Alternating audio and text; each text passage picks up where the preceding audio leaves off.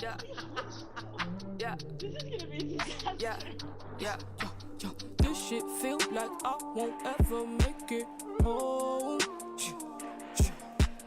Traffic's backed up, I got to get off of this road. Foot on the gas, I swear to God, I'm in my zone. This is She's in Russia. I'm Smith and I live in Brooklyn. I'm Lily and I am in St. Petersburg. Today we are joined by Olya Polyakova. Olya is joining me in St. Petersburg right now. And so Olya is a social entrepreneur and activist in St. Petersburg, from St. Petersburg, right? Yeah. And she creates, organizes, is generally involved with a number of social, cultural, and political projects, all of which are focused roughly on DIY life improvement, grassroots education, and generally helping people live more ethically and sustainably. She also has a bachelor's degree in applied mathematics and a master's in economics. You have my CV. I have her CV. I'm just reading Olya's CV.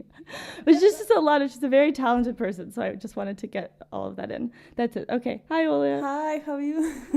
Great. I want to say that I actually participated in one of Olya's projects before I knew who she was, which is Restaurant Day. And Restaurant Day is a few times a year, right? Yeah, it's international thing. So I'm just local ambassador, and it happens in St. Petersburg, like in all the world, once in 3 months. And now it's gonna be like the 20th time. Like it's been already 5 years or so. Yeah, I was in Restaurant Day. I made bagels.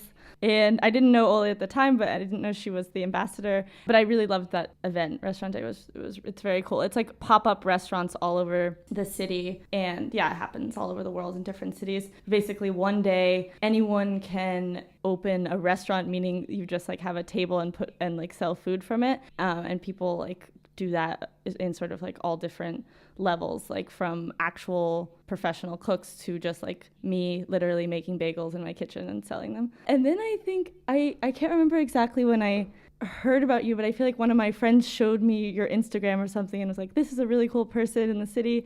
And then I basically met Olya because she was hosting this amazing event instead of her birthday. Yeah, celebrating birthday in a pleasant way. Yeah, can you tell a little bit about what that? Yeah, well, actually, I usually invite many people for my birthday party, and we make kind of a conference when people have an opportunity to speak for 10 minutes or so to answer the questions how to be born as a human and not fuck up. And the case is that you either give the speech or you bring a small donation or any donation to one of the charitable foundations which operate in St. Petersburg or in Russia. I give like the list of options and people donate. And then they come and then we have like maybe 200 or 300 guests listening to the conference, and it lasts like for 6 or 8 hours, and we usually take the location which hasn't been occupied yet with many events. It could be some new place. For example, this year it was the very new project on the embankment of Finnish Gulf, where people are doing renovating and making a public space from the abandoned factory. And also, I think the important point is that the topic this year was the topic of freedom, because after the arrest, I couldn't think about any other topics. Yeah, so I think our goal for today is to talk about 3 different things. The first is Olya's work, and we've talked about that a little bit, but we want to ask her more questions about that, specifically how it relates to helping people feel free. And then we're going to talk about sort of how people, and Olya specifically, have gone about documenting. And the reason we're bringing this up is we both read an essay that was written by Olya and your friend, right? Yeah, with Joshua from my Canadian friend. Yeah, and it's basically a very detailed account of the arrest in June, along with this video that I mentioned that she and a friend of hers that were arrested at the same time made together of the detention center. And something that struck both me and Lily when we read it was like, oh, wow, like even at the time that you were like kind of going through this pretty like intense experience of being arrested and not exactly sure what's going to happen and going to court, you were like doing your due diligence to document in like pretty great detail. And so we kind of wanted to just like understand more how you think about documentation when it comes to civil engagement. And then the last thing we're going to talk about is an item of news that a lot of people are talking about this week, which is Ksenia Sobchak's announcement that she's going to run for president. Because, okay, the first topic that Smith just introduced, which is this concept of freedom in the city, I read some article after you were arrested in which there was a quote from your court proceeding. So it must have been your appeal when you had a chance to speak. Yeah. Yeah. So I'll just read the quote. It just says, "My work, which isn't registered officially, helps people feel free, feel their right to the city, feel not fear, but freedom." And those are Olya's words from during the court proceeding. He really struck me as like a very powerful statement. I guess my goal was just to like pick another one of your projects or like a specific event or something and just kind of like explain what you mean. Yeah, we can actually explain more about Restaurant Day as well, because I think it's like more is the easiest one when we see people cooking food and doing something outdoors.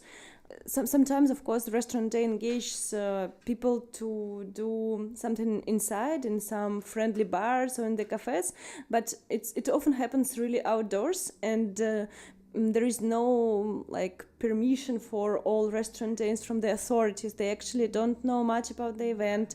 They don't understand what's the idea, and when we applied for any permissions or so, they really didn't know how can they do it because it's too complicated. It's related with food, with public space, and it was so many issues, so they couldn't just like sign something.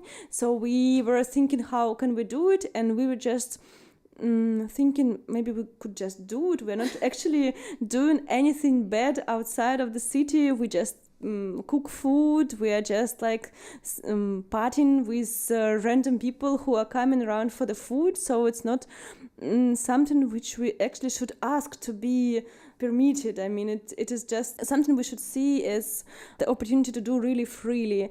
And it happens in our minds, not really in the same time as we heard about Restaurant Day. So it took time to understand this. And the first ideas of people who were thinking about the ideas, who heard from us about the idea of Restaurant Day, was the question about the police and about the permissions. So it was number one goal for us as well to work with this food festival, to work with the idea that we can just go out and do anything we want in the city. And it happened. It was not focused on anything political, so the government really didn't care much. And all situations where we were meeting the police on Restaurant Day, like when, for example, some bar hosts people and they give electricity and people go outside on Nevsky Avenue and do pop-up restaurants there, of course they meet the police, but they actually usually solve it very fast. Like either they say, we are just like partying, or they go inside the bar quickly and then like in an hour they go out again and to continue doing what they were doing. People became really brave with this, and this was like the very first idea. And the second idea is that, for example, some people who come, there are many people who are coming to the city. I actually came to the city 15 years ago myself, so I wasn't born here, but I feel myself now as a citizen because I really interact with the city. For many people who come from other areas, from Russia, for example, sometimes they don't really feel the connection with the city, I think. And there was one community from Buryatia. It's like the big republic far away in Russia. And those guys, they came to St. Petersburg probably for university, but once they gathered and they went to the central park, like Fotovrichesky Park. It's really very, very centralized, and they put a table just in the middle of the park and tried to feed people with their local food, with different pies, with different types of animals, which I probably don't really know, and some crazy drinks as well. And it was beautiful because they didn't ask for the permission. They came from like really the city, which is not doesn't look like their native place, but they felt themselves totally local in this moment.